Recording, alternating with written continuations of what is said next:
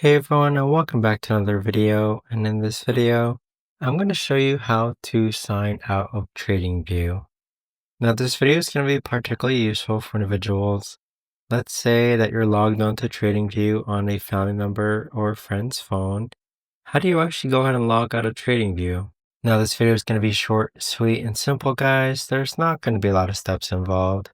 So first, what you're going to do is click on the bottom right-hand corner where it says Menu. Next, from this option here, you want to go ahead and scroll down and then click on Sign Out. So Sign Out is going to be located right beneath About, but there you have it.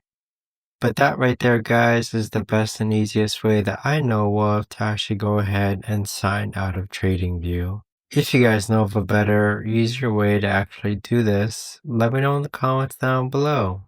I would love to know. Thanks so much for watching, everyone, and I'll see you guys all in the next video.